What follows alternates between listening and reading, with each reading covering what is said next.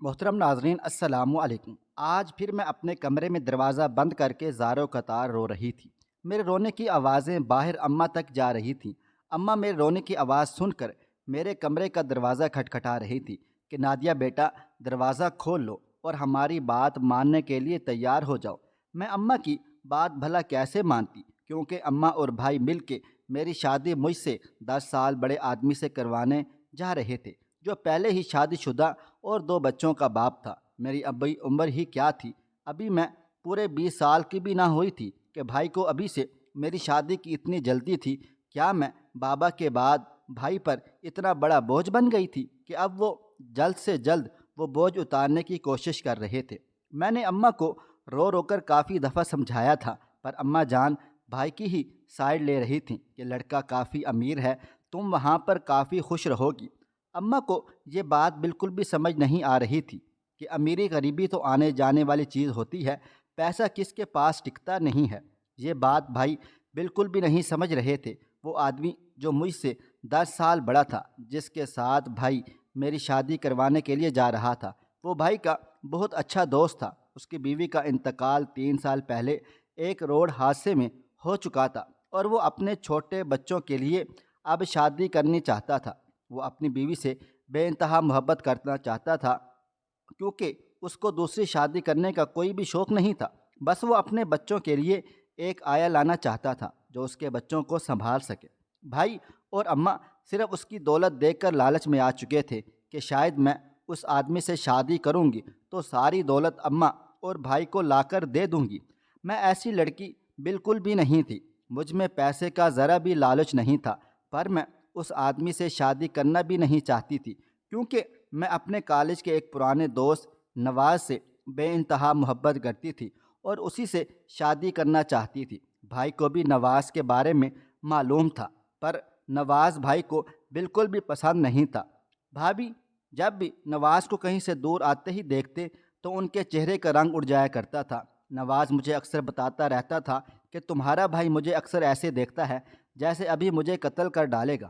بھائی اور اماں کو میں نے نواز کے بارے میں بتا دیا تھا کہ میں شادی کروں گی تو صرف نواز کے ساتھ ہی کروں گی، پر بھائی اس بات کو ماننے سے انکاری تھے۔ وہ کہتے تھے میں تمہاری شادی اپنے دوست سے ہی کرواؤں گا۔ آج پھر سے جب بھائی نے شادی کی بات چھیڑی تو میں نے دروازہ بند کر کے خود کو مارنے کی کوشش کی۔ اماں جان نے دروازے پر آوازیں لگاتے لگاتے اتنی زوردار چیخ ماری کہ محلے کی کافی ساری عورتیں جمع ہو گئی تھیں اور تماشا دیکھنے لگ گئیں۔ میں نے اماں کا اور خود کا مزید تماشا نہ بنایا، اس لیے دروازہ کھول دیا۔ اماں جان اسی وقت کمرے میں آ گئیں اور مجھے زوردار تھپڑ مار دیا تھا۔ میں نے اماں کو کہا کہ آپ جتنا چاہیں مجھے مار پیٹ ڈالیں، پر میں آپ لوگوں کی بات کبھی بھی نہیں مانوں گی۔ میں شادی کروں گی تو صرف اور صرف نواز سے ہی کروں گی۔ اماں جان نے میری ضد اور میری حرکتیں دیکھ کر ہار مان لی اور مجھے کہا آج رات ہی نواز کو بلا لو، چپ چاپ نکاح کر کے یہاں سے چلی جاؤ۔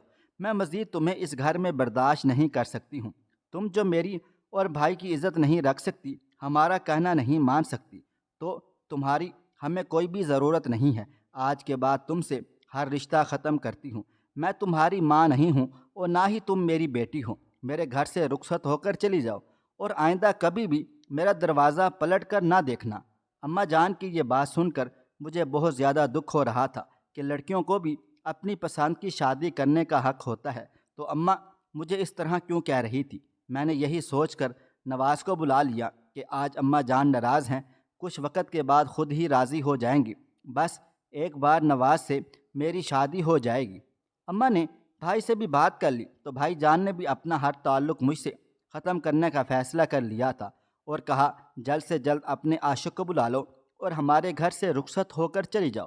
میں نے نواز کو فون کیا تو نواز نے کہا میں اپنے گھر والوں کو منانے کی کوشش کر رہا ہوں، جیسے ہی میرے گھر والے مان جائیں گے تو میں ان کو لے کر تمہارے گھر آ جاؤں گا اور ہم لوگ شادی کر لیں گے۔ اس بات کو 3 4 دن گزر گئے تھے پر نواز کے گھر والے نہ مانے۔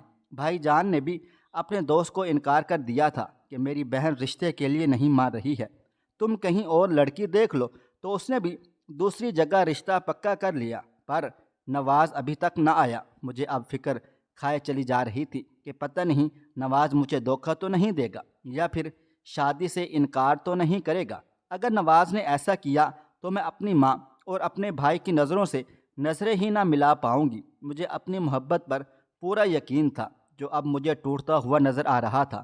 2 دنوں کے بعد جب نواز کا نمبر ملایا تو نمبر بند جا رہا تھا۔ 3-4 بار فون کرنے کے بعد جب اس کا نمبر مسلسل بند جا رہا تھا تو مجھے ڈر لگنے لگا۔ میں نے اپنے سبھی دوستوں کو کال کر کے نواز کے بارے میں پوچھا، جن جن کو میرے اور نواز کی محبت کے بارے میں علم تھا، پر سبھی لوگ نواز کے بارے میں نہ جانتے تھے۔ نواز نے مجھے ہمیشہ منع کر رکھا تھا کہ تم نے کبھی بھی میرے گھر کے نمبر پر کال نہیں کرنی، چاہے کچھ بھی ہو جائے، کسی بھی ایمرجنسی میں کبھی میرے گھر کا نمبر ڈائل نہ کرنا۔ پر اس بار میں بہت زیادہ مجبور ہو گئی تھی۔ مجھے اب نواز کے گھر کا نمبر ملانا ہی پڑا تھا۔ جیسے ہی میں نواز کے گھر کال کی تو اس کی ماں نے کال اٹینڈ کی۔ میں نے ان سے السلام علیکم کہنے کے بعد نواز کے بارے میں پوچھا تو وہ مجھے کہنے لگی کہ کون ہو؟ میں نے بتایا کہ آنٹی میں نادیہ بات کر رہی ہوں، مجھے نواز سے بات کرنی ہے۔ اس نے بتایا کہ بیٹا نواز تو 3 دن پہلے کراچی کے لیے یہاں سے نکل گیا تھا اور آج اس کی دبئی کی فلائٹ ہے، اب تو وہ دبئی بھی پہنچ چکا ہوگا۔ میں نے نواز کی ماں سے کہا، نواز بھلا دبئی کیوں گیا ہے؟ اس نے تو مجھ سے کوئی بھی ذکر نہ کیا تھا کہ میں دبئی جانے والا ہوں، تو اچانک اس کا جانا کیسے ہو گیا؟ کیا کوئی ضروری کام آ گیا تھا؟ تو نواز کی ماں نے مجھے بتایا کہ نواز 5 سالوں کے لیے دبئی نوکری کرنے کے لیے چلا گیا ہے۔ یہ خبر سنتے ہی میرے ہوش کام کرنا چھوڑ گئے تھے۔ نواز نے مجھے اتنا بڑا جھوٹ بولا کہ میں اپنے گھر والوں کو منانے کی کوشش کر رہا ہوں۔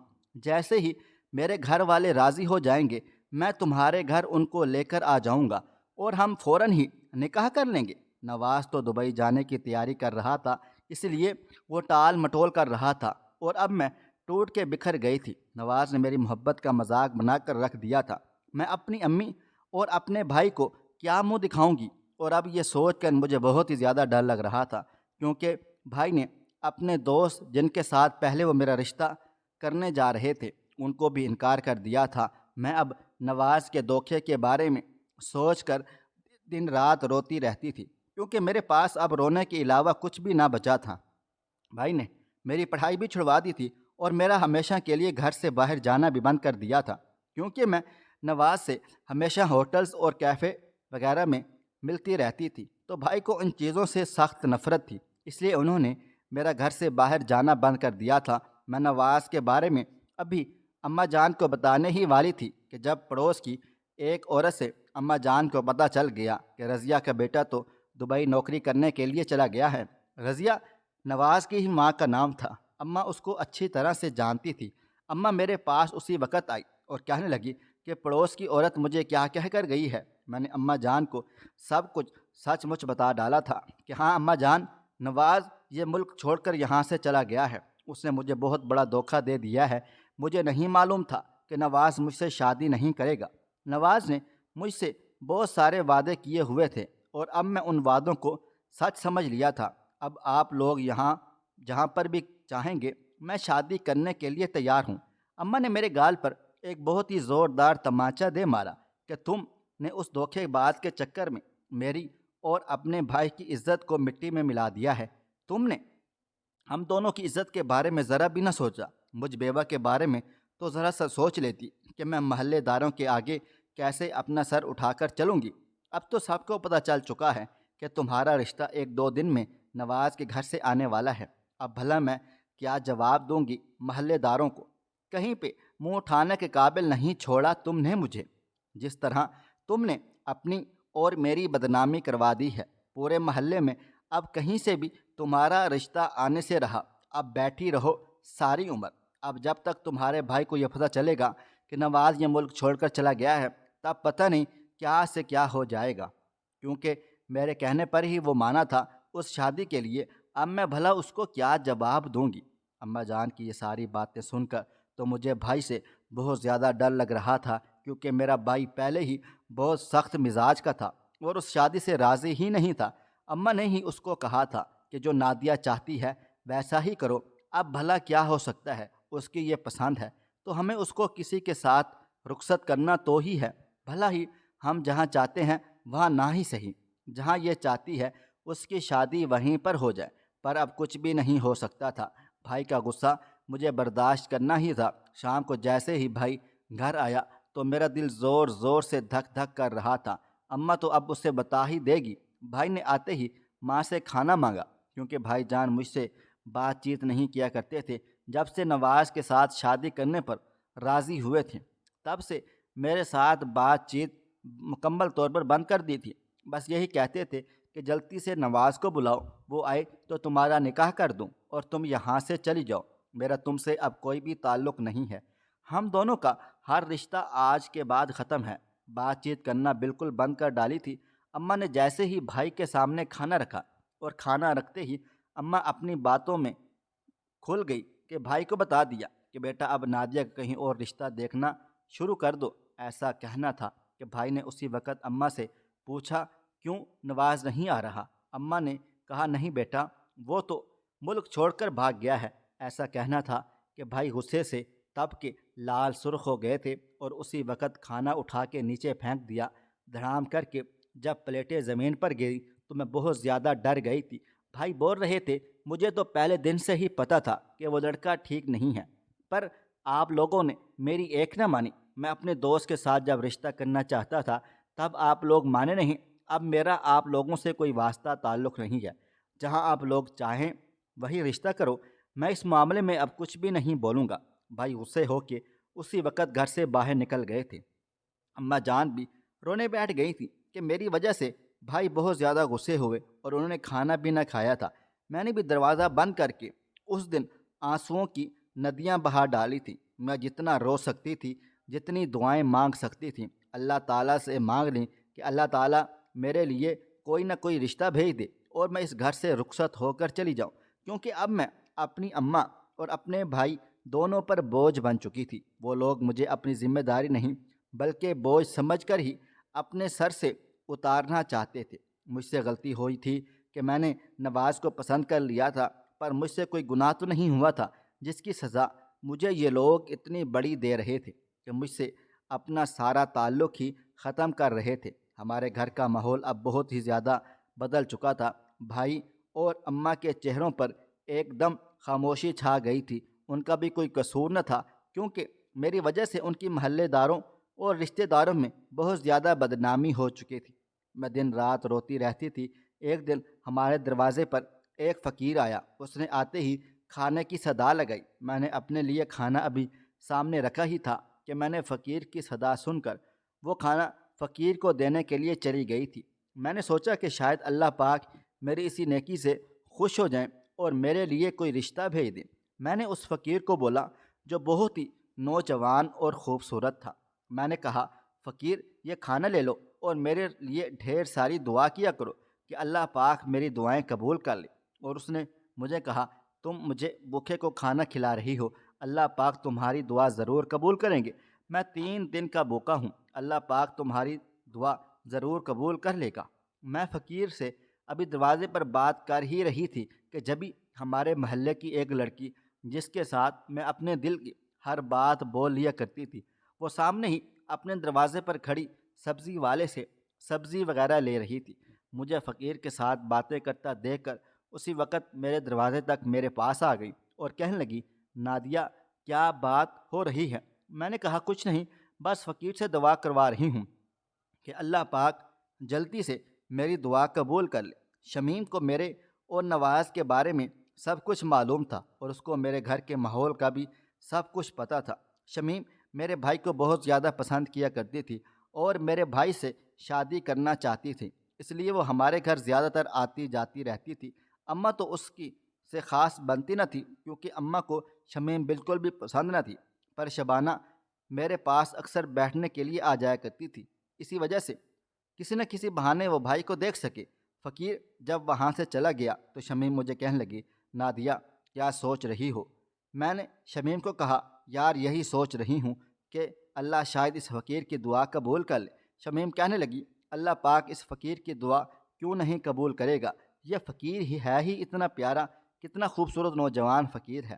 تمہیں پتہ ہے نادیہ محلے کی آدھی لڑکیاں تو اسے دیکھنے کے لیے اس کو خیرات دینے کے لیے آ جاتی ہیں۔ یہ فقیر ہر جمعے کو اس محلے کا چکر لگاتا ہے اور ساری لڑکیاں ہی اس کو دیکھنے لگ جاتی ہیں۔ میں نے شمیم کو بولا، ساری لڑکیاں اس فقیر کو دیکھتی ہیں کیونکہ یہ خوبصورت ہے، پر کوئی بھی فقیر اس سے شادی کیوں نہیں کرے گا؟ کیونکہ ہے تو یہ فقیر ہی، کوئی بھی لڑکی ہو بھلا کسی فقیر سے شادی کرنا کیوں چاہے گی؟ ہم دونوں آپس میں باتیں کر ہی رہے تھے جب ہی بھائی جان موٹر سائیکل پر آئے اور ہم دونوں کو دروازے پر کھڑا دیکھ کر غصہ ہونے لگ گئے تھے۔ میں اپنے گھر چلی آئی اور شمیم بھی اسی وقت بھائی کو تکتے تکتے اپنے گھر کے دروازے میں گھس گئی تھی۔ بھائی جان نے مجھے کہا، آئندہ کبھی بھی اس طرح دروازے پر کھڑا ہوتا ہوا نہ دیکھوں، خیال رکھنا۔ میں نے بھائی کو کہا، ٹھیک ہے بھائی جان، بس فقیر کو ہی خیرات دینے کے لیے آئی ہوئی تھی۔ تو شمیم نے دروازے پر روک لیا تھا۔ بھائی جان نے آتے ہی اماں جان سے کچھ بات کرنا شروع کر دی۔ میں نے بڑی کوشش کی کہ سن سکوں بھائی اور اماں میں کیا بات چیت ہو رہی ہے، پر وہ دونوں اتنا آہستہ بول رہے تھے کہ میرے کانوں تک کوئی آواز بھی نہ آ رہی تھی، کیونکہ وہ دونوں کمرے میں اندر بیٹھے تھے اور میں صحن میں کھڑی تھی۔ میں دل ہی دل میں یہی سوچ رہی تھی کہ شاید جو فقیر سے دعا کروائی ہے وہ قبول ہونے جا رہی ہے۔ مجھے پورا یقین تھا کہ اماں اور بھائی دونوں میں میرے رشتے کی بات ہو رہی ہوگی، ورنہ تو بھائی اور اماں کو کبھی میں نے اس طرح آہستہ سے بات کرتے ہوئے نہ دیکھا تھا۔ میں دل ہی دل میں اس فقیر کو دعائیں دے رہی تھی اور اگلے جمعے کا انتظار کر رہی تھی، کیونکہ شمیم نے مجھے بتایا تھا یہ فقیر ہر جمعے کو اسی محلے کا چکر لگاتا رہتا ہے۔ پورا ہفتہ اسی انتظار میں گزر گیا کہ وہ کب فقیر آئے گا اور میں اس سے دعا کرواؤں گی۔ اس بار تو میں نے اس فقیر کے لیے پورے 500 کا نوٹ رکھا ہوا تھا۔ میں اس کو دیکھ کر اب مزید دعائیں کرواؤں گی۔ اگلے جمعے کا جب دن آیا تو وہ فقیر ہمارے دروازے تک ہی نہ آیا۔ میں شمیم کے گھر اس فقیر کے بارے میں پوچھنے کے لیے چلی گئی، کیونکہ شمیم اور میرا گھر بالکل ہی قریب قریب تھے، ایک ہی گلی میں آمنے سامنے ہم دونوں کا گھر تھا۔ شمیم بھی اس وقت صحن میں کھڑی کپڑے سکھا رہی تھی۔ میں نے اس سے کہا، شمیم، تم نے تو کہا تھا کہ فقیر ہر جمعے کو آتا ہے، تو آج کیوں نہیں آیا ہے؟ آج بھی تو جمعے کا دن ہے۔ شمیم مسکرا کر بولی، لگتا ہے محلے کی باقی لڑکیوں کی طرح تم بھی اس فقیر کی دیوانی ہو گئی ہو، تمہیں بھی اس فقیر سے محبت ہو گئی ہے۔ میں نے کہا، نہیں پاگل، مجھے اس فقیر سے دعا کروانی ہے۔ اگلے جمعے بھی میں نے اس سے دعا کروائی تھی، وہ پوری ہو گئی ہے، اب پھر سے مجھے اس فقیر سے دعا کروانی ہے۔ شمیم نے مجھے کہا، ضرور، نماز جمعہ کے بعد وہ فقیر آئے گا، تم انتظار کرو۔ جیسے ہی میں شمیم کے گھر سے نکلی تو پڑوسیوں کے دروازے پر وہ فقیر بیٹھا ہوا تھا، جہاں پر 3 لڑکیاں اور بھی کھڑی تھیں۔ شمیم کا کہنا بالکل سچ ثابت ہوا تھا، محلے کی ساری لڑکیاں اس فقیر پر مرنے لگ گئی تھیں۔ مجھے تو دیکھ کر ہی حیرانی ہوئی کہ محلے کی لڑکیاں بھلا فقیر پر کیسے مر سکتی ہیں۔ میں جلدی جلدی سے اپنے گھر چلی گئی، کیونکہ مجھے یقین تھا وہ فقیر ہر دروازے پر چکر ضرور لگائے گا، تو وہ میرے دروازے پر بھی آ ہی جائے گا۔ میں انتظار میں کھڑی تھی، وہ فقیر ہمارے دروازے پر آ گیا تھا۔ میں نے اس کو پورے 500 کا نوٹ تھما دیا اور کہنے لگی کہ مجھے آپ کی دعاؤں پر یقین ہو گیا ہے، اب آپ میرے لیے اور دعائیں کیجئے کہ میرا جلد از جلد رشتہ ہو جائے۔ وہ فقیر 500 کا نوٹ دیکھ کر خوش ہو گیا تھا اور میرے لیے دعائیں مانگتا ہوا وہاں سے چلا گیا، اور میں بھی اس کی دعائیں سن کر خوش ہونے لگ گئی تھی۔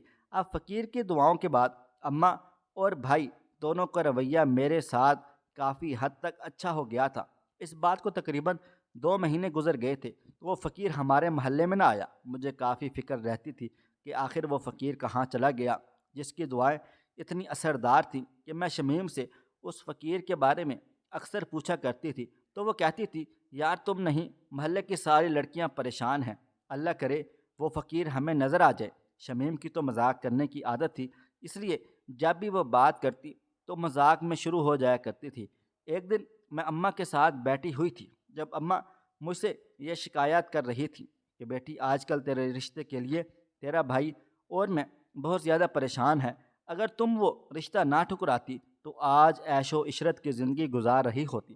ابھی اماں کی باتیں چل ہی رہی تھی تبھی بھائی اماں کے پاس کچھ سامان لے کر آ گیا، جس میں ایک لال جوڑا اور کچھ مٹھائی کے ڈبے تھے۔ یہ دیکھ کر سامان سارا میں حیران و پریشان رہ گئی۔ بھائی، یہ سامان آخر کیوں لایا ہے؟ اماں کو یہ کہتے ہوئے بھائی نے سامان پکڑا دیا کہ یہ جوڑا جلدی سے اس کو پہنا دو اور اس کو تیار کر دو، میں نے لڑکا دیکھ لیا ہے، تھوڑی ہی دیر میں نکاح کے لیے وہ آتا ہی ہوگا۔ اماں بھائی جان کو یہ کہتی ہوئی اس چارپائی سے اٹھی۔ اچھا بیٹا، میں ابھی اس کو تیار کر دیتی ہوں۔ وہ لڑکا مان گیا۔ چلو شکر ہے اللہ پاک کا کہ اس کی کسی کے ساتھ شادی تو ہو رہی ہے۔ میں اپنے فرض سے فارغ ہو جاؤں گی تو اللہ پاک کا لاکھ لاکھ شکر ادا کروں گی۔ اماں نے مجھے وہ کپڑے تھماتے ہوئے کہا، جاؤ بیٹا جلدی سے یہ کپڑے پہن لو۔ میری شادی اب کس کے ساتھ ہونے جا رہی تھی مجھے کچھ بھی معلوم نہیں تھا، کیونکہ یہ سب کچھ پوچھنے کا حق میں پہلے کھو چکی تھی۔ پہلے بھی میں ایک رشتے سے انکار کر چکی تھی تو اس کی بہت بڑی سزا بھگت رہی تھی۔ اب میں کسی بھی رشتے سے انکار نہیں کر سکتی تھی۔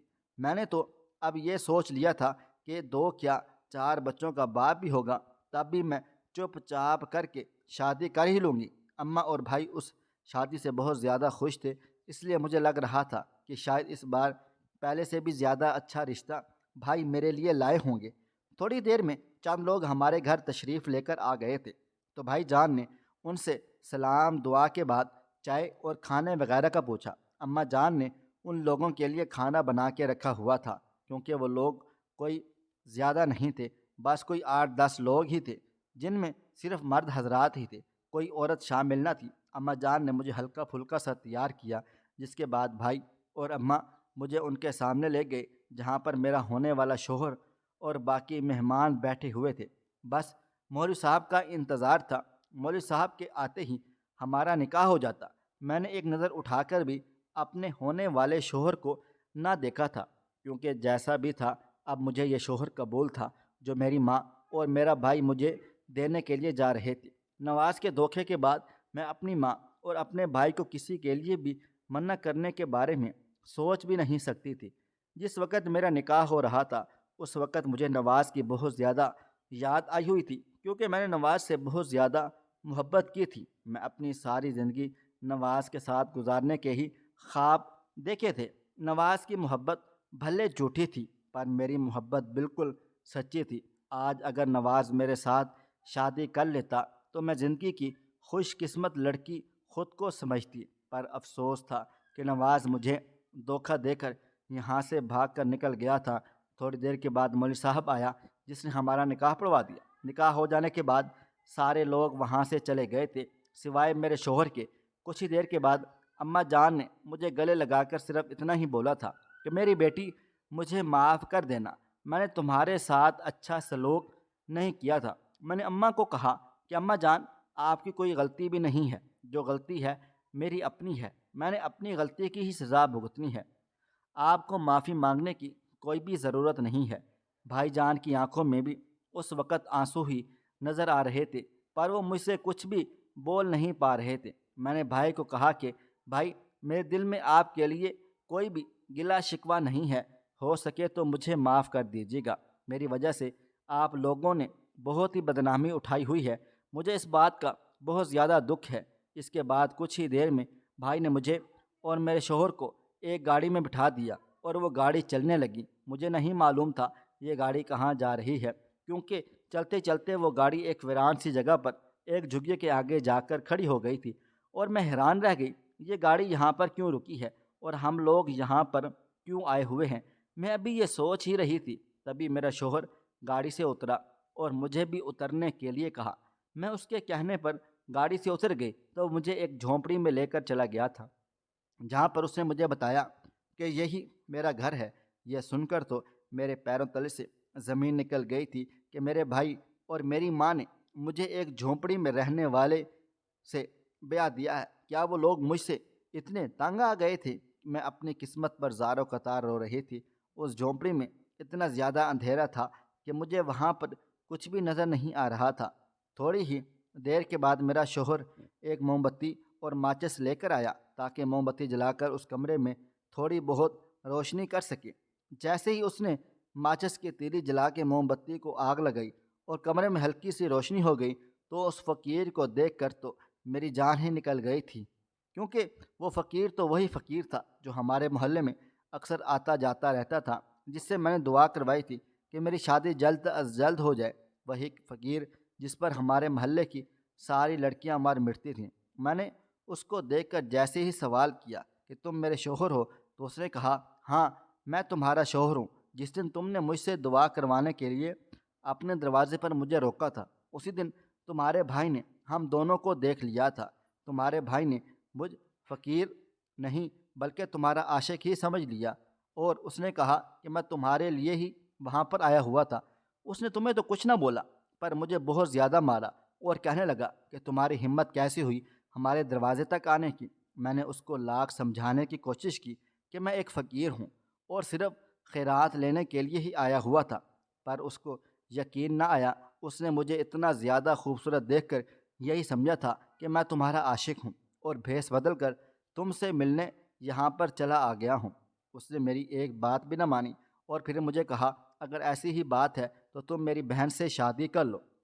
میں نے تمہارے بھائی کو کہا تھا کہ اپنی بہن کی زندگی برباد نہ کرو، میں ایک فقیر ہوں، تم اپنی بہن کی شادی مجھ فقیر سے مت کرواؤ، پر تمہارا بھائی ماننے کے لیے تیار ہی نہ تھا اور کہنے لگا کہ اگر تم نے میری بہن سے شادی نہ کی تو میں تمہیں اور اپنی بہن دونوں کو ہی مار ڈالوں گا۔ میں نے صرف اور صرف تمہاری جان بچانے کے لیے تم سے شادی کی ہے۔ میں نے اس فقیر یعنی کہ اپنے شوہر کا شکریہ ادا کیا کہ اس نے میری جان بچانے کی خاطر مجھ سے شادی کر لی تھی اور میرے بارے میں اتنا کچھ سوچ لیا تھا۔ اس کے بعد اس فقیر کو ہی میں نے اپنا سب کچھ سمجھ لیا تھا۔ اس کے گھر کو میں نے بہت اچھے طریقے سے سنبھال لیا۔ اب جو کچھ بھی تھا میرے لیے یہ فقیر ہی تھا، کیونکہ یہی میرا شوہر تھا۔ میں نے اب سوچ لیا تھا کہ زندگی میں کبھی بھی اپنے بھائی اور اپنی ماں کے پاس واپس لوٹ کر نہیں جاؤں گی۔ کچھ ہی دنوں کے بعد اماں اور میرا بھائی مجھ سے ملنے کے لیے میرے گھر چلے آئے تھے۔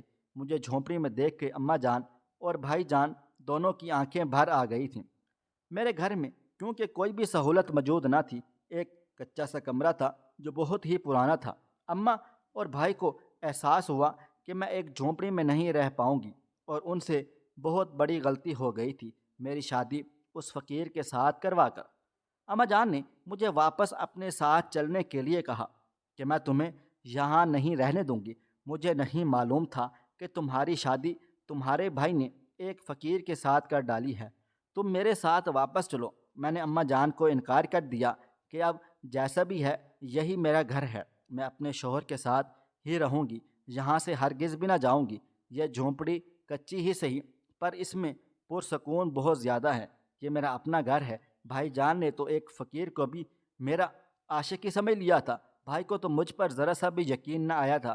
پھر میں آپ لوگوں کے گھر واپس کیوں چلی جاؤں؟ اماں اور بھائی دونوں مجھ سے معافی مانگ رہے تھے، پر میں اب اپنے گھر میں بہت زیادہ خوش و خرم تھی۔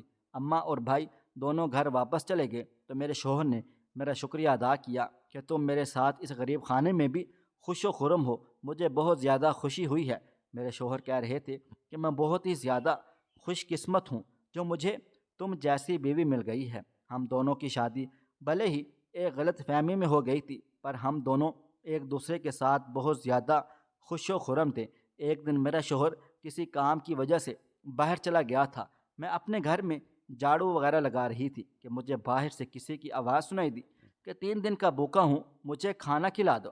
میرے گھر میں تو اس وقت کچھ بھی موجود نہ تھا، کیونکہ میرا شوہر خود شادی سے پہلے ایک فقیر تھا، لیکن شادی کے بعد اس نے بھیک کو مانگنا چھوڑ دیا تھا اور مزدوری وغیرہ کرنا شروع کر دی تھی، کیونکہ اس کو معلوم تھا کہ اس کا اس طرح بھیک مانگنا مجھے اچھا نہیں لگے گا۔ اس لیے اس نے اب کام کاج کرنا شروع کر دیا تھا۔ اس کے اس طرح کام کرنے کی بات سے میں بے انتہا خوش ہو گئی تھی۔ اب ہمارے حالات بھی کچھ نہ کچھ بہتر سے بہترین ہوتے چلے جا رہے تھے، کیونکہ میرے شوہر اب دل و جان سے محنت وغیرہ کیا کرتے تھے اور مجھے خوش رکھنے کی کوشش کرتے تھے۔ جیسے ہی میں نے فقیر کی آواز سنی تو میں نے اسی وقت باورچی خانے کا رخ کر دیا، کچھ بھی کھانے کو مل جائے تاکہ میں اس فقیر کو جا کر دے آؤں۔ باورچی خانے میں اور تو کچھ نہیں بلکہ رات کے بچے ہوئے تھوڑے سے چاول پڑے تھے۔ میں نے وہ پلیٹ میں ڈالے اور اس فقیر کو دینے کے لیے دروازے پر چلی آ گئی تھی۔ جیسے ہی میں نے دروازے سے پردہ ہٹایا تو یہ دیکھ کر میری جان ہی نکل گئی تھی کہ وہ فقیر کوئی اور نہیں بلکہ نواز ہی تھا۔ نواز کو اس طرح دیکھ کر میری جان ہی نکل گئی کہ ایک فقیر نہیں بلکہ نواز تھا۔ اس طرح میں بہت زیادہ حیران و پریشان ہو رہی تھی۔ نواز نے جب میری آنکھوں کی طرف دیکھا سے آنسو نکل آئے تھے اور وہ میرے پیروں پر گر پڑا۔ مجھ سے معافیاں مانگ رہا تھا کہ نادیہ مجھے معاف کر دو، میں تمہارا گناہ گار ہوں، تمہارے ساتھ دھوکہ کرنے کے بعد ہی میں یہاں تک پہنچا ہوں، ضرور تمہاری بد دعاؤں کا اثر ہے جس نے مجھے تباہ و برباد کر ڈالا ہے۔